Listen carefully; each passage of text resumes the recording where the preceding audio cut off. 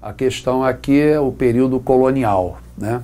Mais uma questão do Brasil colonial. Essa questão é uma outra também ligada à vinda da família real portuguesa para o Brasil. Como você pode ler, vamos ler juntos aqui, ó. Em 2008 foram comemorados os 200 anos da mudança da família real portuguesa para o Brasil, onde foi instalada a sede do reino. A sede passou a ser a própria capital que já era, né, a capital do Brasil, que era o Rio de Janeiro. Uma sequência de eventos importantes ocorreu nesse período, é o período que a família real ficou por aqui, até 1821. 1821 teve que voltar para Portugal porque estava o trono da família Bragança, o trono de Dom João, estava ameaçado de ser derrubado lá na Europa, lá em Portugal. Então, se não voltasse, corria o risco de perder o trono, entendeu? Então, entre perder o trono lá em Portugal e ficar aqui pelo Brasil, ele preferiu, então, não deixar que o trono saísse do seu controle lá em Portugal. Por isso que ele voltou para Portugal em 1821. Então, foram 13 anos de permanência da corte portuguesa aqui no Brasil, em que Dom João e a família real portuguesa permaneceram aqui. Entre esses eventos, aí nós temos aqui, né, alguns eventos que foram marcados, extraídos até de um livro de um jornalista, Laurentino Gomes, né? Aí diz, Bahia, 1808. Bahia foi quando eles atracaram o primeiro aqui no Brasil. 1808, quando eles chegaram, a primeira parte que eles vão atingir é realmente Salvador.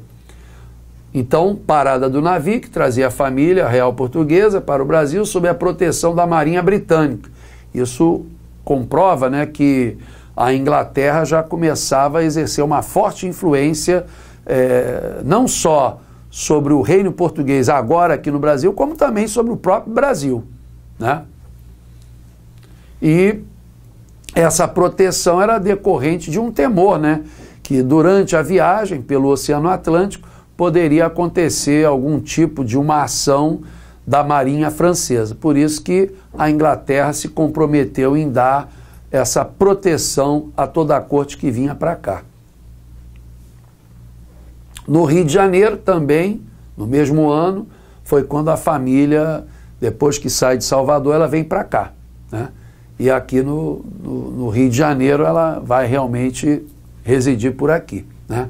Então por isso que a gente diz que a capital do Brasil, que já era o Rio de Janeiro, passou a ser também o centro do poder do reino português, no período da vinda da família real.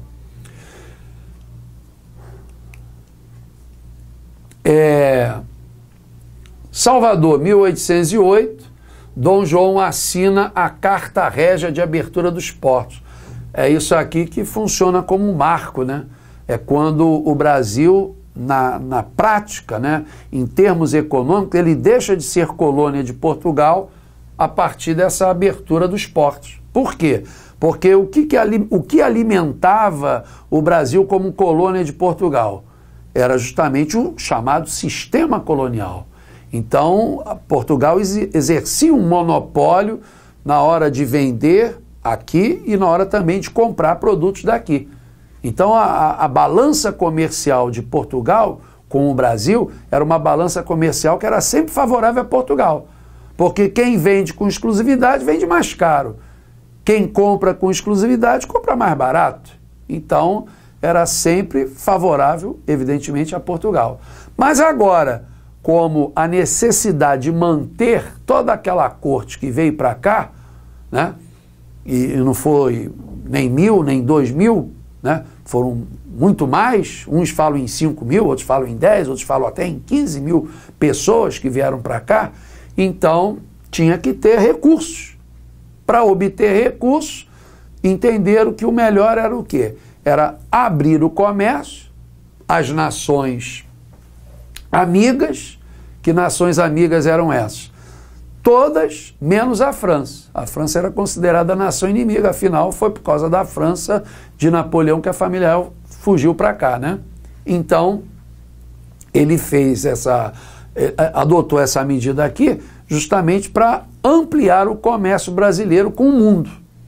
E assim, mais volume de comércio, mais arrecadação que o reino português, com sede aqui no Brasil, obteria, né?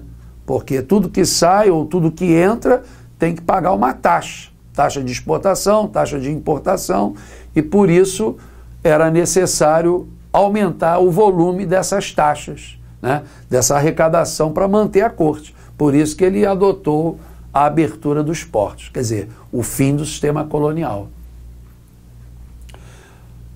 1816, Maria I, mãe de Dom João, ela que era a verdadeira dona do trono, mas ela começou a ter problema mental lá em Portugal ainda, né? E aí ela foi afastada do controle do reino português. Aí ficou o filho dela mais velho, que era o Dom João, né? Por isso que Dom João era o príncipe regente, né? Príncipe é aquele que um dia vai ser rei. Regente é aquele que já está administrando, já está assumindo o papel do rei, né? Mas em 1816, a Maria I morre. E aí Dom João é que passará a ter o título de rei Dom João VI, né? E nesse processo é uma vantagem, né, relativa para as elites aqui do Brasil, porque agora o rei de Portugal estava realmente despachando, administrando tudo de Portugal e do domínio português do Brasil, entendeu? Então é como muitos dizem, né? Houve uma inversão, né? Antes as ordens vinham de Portugal para cá, agora as ordens estavam saindo do Brasil, do Rio de Janeiro, para as outras áreas de domínio português, certo? E em 1817, em Pernambuco, tivemos aí um levante armado dos senhores de engenho daquela região de Pernambuco, insatisfeitos com o excesso de centralismo por parte de Dom João aqui do Rio de Janeiro. Ele exercia um controle muito grande sobre cada província. Província, na época, é como se fosse hoje o que a gente chama de estado, né? Então, na época, não falava estado da Bahia, falava província da Bahia. Não falava estado de São Paulo, falava província de São Paulo. Entendeu? É uma questão apenas de nomenclatura. E todas as províncias tinham um administrador, mas esse administrador era nomeado pelo próprio Dom João. Então, se ele nomeava, se o cara também adotasse alguma medida que contrariasse o próprio Dom João, ele exonerava na hora aquele que tinha sido indicado por ele. Então, cada indivíduo que era nomeado pelo Dom João para administrar cada província tinha que administrar dentro das regras, dentro das exigências estabelecidas pelo próprio Dom João. Isso é o centralismo. Isso também significa dizer o seguinte, que a maior parte dos impostos que eram arrecadados em cada província vinham para o poder central, quer dizer, vinham para o Rio de Janeiro, para o controle do próprio Dom João. E aí a área de Pernambuco, que era a área de açúcar, de produção de açúcar e de algodão, mas esses produtos estavam sofrendo muita concorrência no mercado internacional, o açúcar e o algodão não tinham bons preços no mercado internacional, pelo menos esses produtos que saíam do mercado brasileiro. E aí, resultado, os caras quase não exportavam, quer dizer, em outras palavras, quase não tinham dinheiro para pagar os elevados tributos que o poder central, com sede aqui no Rio de Janeiro, quer dizer, o Dom João, cobrava deles. Por isso que eles vão tentar, né? Aqui o autor fala em revolução republicana, quer dizer, eles queriam a separação, eles queriam fazer Pernambuco uma nação. Eles não queriam ter mais vínculo com lugar nenhum. Era só Pernambuco. Fazer Pernambuco de um estado independente e adotar uma república, né? Na república o poder é temporário e eleito, enquanto que na monarquia o poder é vitalício e hereditário. Então eles queriam uma república para Pernambuco, a independência e a forma republicana de governo para Pernambuco. Evidentemente que o movimento foi esmagado pelas tropas remetidas por Dom João e evidentemente que o movimento fracassou, certo? Mas foi mais um que já sinalizava a ideia de separação, certo? Bom, aí nós temos agora o enunciado, ele quer saber uma consequência daqueles eventos. Então nós temos aqui primeiro, lá na letra A decadência do Império Britânico. Isso aqui está totalmente errado, porque o que é o Império Britânico? Ou melhor, o que foi o Império Britânico, né? O Império Britânico, ele começa a se formar naquela fase da chamada Revolução Industrial. Foi quando a Inglaterra começou a se esparramar, dominando vários mercados dentro da Europa, e devido à sua imensa capacidade de produção, em função da produção mecanizada, ela vai precisar cada vez mais de ampliar mercados, tanto para fornecer matérias-primas para as suas indústrias, como também mercados para consumir. E aí, ao longo do século XIX, a Inglaterra foi abocanhando, né, as melhores regiões, tanto da África quanto da Ásia. E, além disso, na América Latina, ela continuava tendo muita influência comercial, né? Ela só começa a perder um pouco essa influência comercial para os Estados Unidos, mas assim mesmo no final do século XIX, né? Mas assim mesmo também os Estados Unidos têm essa influência, é mais ali na América Central, junto com o Caribe, né? A América do Sul ainda tinha mais o peso da influência inglesa. Só depois da Primeira Guerra Mundial, quer dizer, depois de 1918, é que a Inglaterra gradualmente começa a ser superada, pelo menos aqui na América Latina, pelos Estados Unidos. Aí os Estados Unidos já têm praticamente toda a influência na América Latina, desde o México até lá na Patagônia, entendeu? Mas antes, a Inglaterra ainda exercia essa influência maior, principalmente na América do Sul. E na África e na Ásia, a Inglaterra continuava tendo ainda muitas regiões sob o seu domínio, como colônias mesmo, né? Mas depois que acaba a Segunda Guerra, essas regiões, tanto na África quanto na Ásia, iniciam suas lutas separatistas. É um movimento até que ficou conhecido como descolonização. Então, na verdade, o fim do Império Britânico, a decadência, começa entre as duas grandes guerras mundiais, né? Entre a primeira, que foi de 1914 a 18, e a segunda entre 1939 até 45. Então, depois da Segunda Guerra, que o Império Britânico vai gradualmente desaparecendo, vai perdendo aquelas áreas, entendeu? Mas aqui, de acordo com aqueles eventos que foram colocados, né, pelo autor daquele texto, isso não existe. A decadência do Império Britânico, muito pelo contrário, naquele período ali estava se construindo essa supremacia dos britânicos. Esse Império Britânico estava se desenvolvendo justamente ali, no início do século XIX, entendeu? Então, por isso que essa opção A está totalmente absurda. Tá bom? Já a letra B, tem logo um erro aqui, ó, logo no início, né?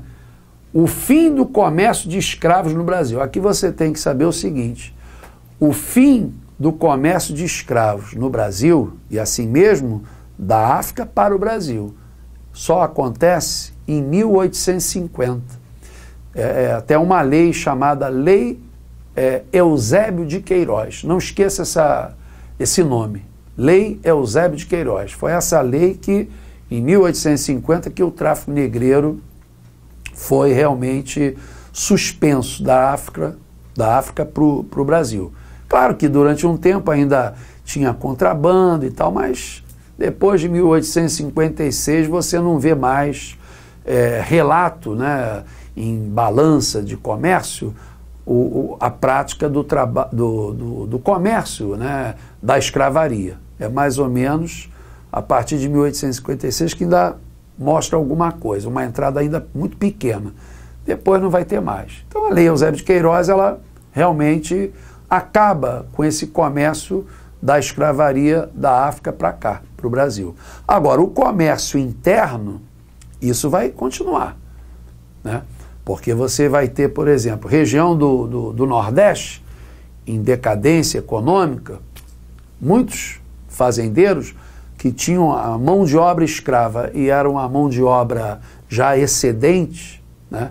Não era tão necessário ter aquele número todo, aí para o cara minimizar o seu prejuízo, o que ele fazia? Ele vendia para regiões que necessitavam mais da mão de obra escravizada. É o caso da região Sudeste, porque no início do século XIX, o café começava a gradualmente se transformar no principal produto de exportação, entendeu? E aí o café precisava dessa mão de obra escravizada. Por isso que muita gente do Nordeste vendia, né, a mão de obra escravizada para a região Sudeste, para abastecer principalmente o setor cafeeiro dessa região, que pega Rio de Janeiro, São Paulo, pega uma parte também de Minas, do Espírito Santo, foram as regiões que tivemos aí o café. Mas principalmente Rio de Janeiro, né, no chamado Vale do Paraíba Fluminense, e também São Paulo, Vale também do Paraíba, só que paulista, né, já entrando nas cidades de São Paulo, como Lorena, Guaratinguetá, Queluz, Taubaté, né? E depois quando chega também ao chamado Oeste Paulista. Ali no Oeste Paulista já a mão de obra escravizada já não é tão assim fácil de se adquirir, e nessa região já começam a adquirir mão de obra do imigrante europeu. É ali que o café, inclusive, vai decolar mesmo, já por volta da segunda metade do século XIX, né? 1860, 70, aí o café já começa a realmente se alastrar nessa área do chamado Oeste Paulista, parte de Campinas, Ribeirão Preto, né? São cidades que brotaram intensamente em função do café, entendeu? Então, falar em fim de comércio de escravo no Brasil nessa época está errado, né? É até verdade que a Inglaterra, ela até já vinha fazendo exigência para que Dom João aqui no Brasil acabasse com o tráfico negreiro da África para cá. Mas a pressão dos fazendeiros era muito grande para que isso não acontecesse. Porque ninguém tinha ainda aquela ideia capitalista, né, de fazer uso do trabalho assalariado. Então, e outra coisa, né, era também visto pelos fazendeiros, donos de escravos, questão de prestígio. Eram duas coisas que eram bastante significativas para o sujeito ter prestígio numa sociedade. Era muita terra e uma imensa quantidade de escravos, entendeu? Era comum eles fazerem esse tipo de argumentação, né? Aí se um perguntava, vem cá, quantos escravos você tem? Se o cara falasse, tem 10, tem 20, esse cara é pobre. Agora, quantos escravos você tem? Eu tenho 300, eu tenho 400 escravos. Isso aí era o cara ser muito rico, porque para ele ter essa quantidade toda, é porque ele tinha muita terra, muito cultivo, quer dizer, ele tinha muita coisa para vender e por isso a riqueza fazia parte da vida dele, entendeu? Então, até por causa da questão do prestígio, né, muita gente não queria acabar com a escravidão por causa disso. Porque aí como é que eu vou garantir meu prestígio, né? Então, isso também não parece não, mas foi uma questão cultural que dificultou o fim da escravidão no Brasil. Tanto é que o Brasil foi o último, né, a acabar aqui na América com a mão de obra escravizada, né? Foi só em 1888, a famosa Lei Áurea, né? E aquela coisa, foi uma medida apenas jurídica, como eu sempre digo para os meus alunos, né? Por quê? Porque acabaram com a escravidão, mas não se preocuparam em inserir o negro na sociedade dos brancos, né? O branco não teve nenhum tipo de assistência por parte do Estado, né? O pior emprego era para ele, o pior salário também era para ele, então só restava residir em locais que obviamente não eram valorizados pelos brancos.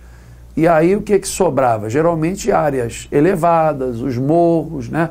E aí é que começam a surgir, principalmente após o fim da escravidão, o processo chamado favela, a favelização, entendeu? Bom, a letra C, esse aqui é o gabarito, né? Porque diz assim, a conquista da região do Rio da Prata. Então, o Rio da Prata é aquela parte ali onde você tem Paraguai, Uruguai, Argentina, aquela região ali, nos séculos XVI, XVII, né? E até no XVIII, até início do XIX, né? Era uma região muito disputada pela Argentina, pelo Uruguai, pelo Paraguai e o Brasil. Porque, na época, a melhor condição, o melhor caminho para você, por exemplo, sair de São Paulo ou até do Rio de Janeiro e chegar até o centro-oeste, até Mato Grosso, o melhor caminho era você descer um pouco, pegar aquela região da Bacia do Prata, aí você chegava a Mato Grosso. Era o melhor caminho, era fazer o caminho do mar e depois fluvial, entendeu? Não tinha essa ligação como a gente tem hoje, estradas de rodagem, né? Não era assim. Então, era uma região realmente de muita importância. Na época colonial, a mesma coisa. Era muito comum ter atrito ali entre colono português e colono espanhol. E, por isso mesmo, quando a família real veio para cá, na verdade, muitos que vieram para cá não vinham com vontade realmente de residir aqui no Brasil. A própria Carlota Joaquina, a mulher do Dom João, né, ela veio, segundo as biografias que a gente sabe, que a gente já viu sobre a figura, né, a Carlota Joaquina, até tem aquele filme que a Marieta Severo dá um show de interpretação, encarnando ali a Carlota Joaquina, né? Ela não veio para cá satisfeita, muito pelo contrário, né? E como foi considerada culpa da França, que foi a invasão francesa que fez a família real portuguesa, junto com toda a corte, fugir para o Brasil.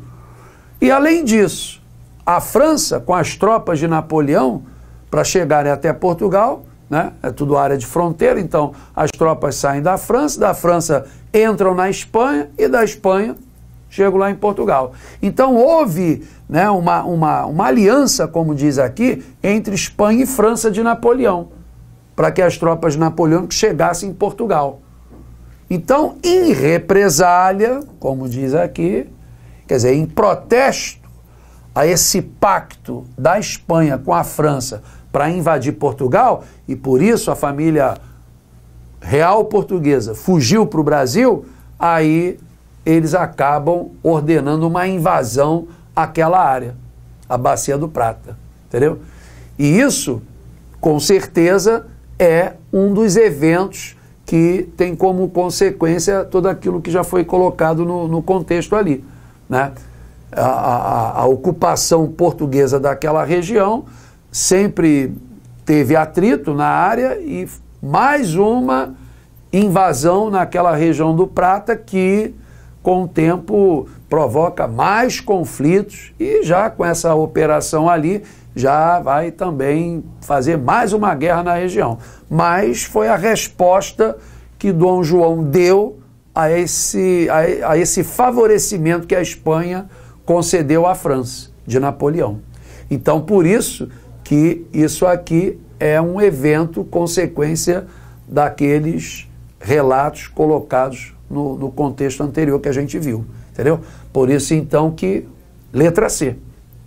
Agora, só para checar, abertura de estradas que permitiu o rompimento do isolamento que vigorava entre as províncias do país, o que dificultava a comunicação antes de 1808. Olha só, a gente deve saber, a gente deve lembrar o seguinte, que até hoje o Brasil tem muitas dificuldades de ter uma facilidade de comunicação, né, com várias regiões. Você vê, o norte do Brasil é um exemplo maior, né? Você vê que às vezes até fazem alguma estrada, né, mas o terreno também não ajuda a manter a estrada. Vem uma chuva mais forte e tal, aquele asfalto acaba se desmanchando, a estrada fica um atoleiro imenso, né? Os caminhões ficam evidentemente que atolados, com coisas até muitas vezes perecíveis, dando um prejuízo imenso, né? E se hoje ainda é assim, imagine no iniciozinho do século XIX. É bem verdade que no século XVIII houve uma melhor relação pelas vias de estradas do Rio com a área da mineração, de São Paulo com a área da mineração, claro, porque São Paulo e Rio eram grandes fornecedores de recursos para o pessoal que vivia nas minas, né? Agora, o restante do Brasil não. E do jeito que como está colocado aqui, né, você observa que parece que todas as províncias do país, da época, só um detalhe, província era um termo que se usava, que hoje a gente substitui como estado. Então, na época não falava estado, falava província do Rio de Janeiro, província de São Paulo, província do Rio Grande do Sul, entendeu? E essas províncias, evidentemente, que não tinham uma ligação plena envolvendo todo o país. Por isso que está realmente bem errado isso aqui, né? A letra E, outro erro também bem grave, quando diz o grande desenvolvimento econômico de Portugal após a vinda de Dom João. Olha, quando a família real e toda a corte vieram para o Brasil, Napoleão invadiu o território português. Teve guerra, teve muita destruição lá em Portugal. Como é que vai ter grande desenvolvimento econômico se Portugal ficou atolado com guerras? Entendeu? Então, nem precisa ler o resto. Isso aqui está todo furado. Entendeu?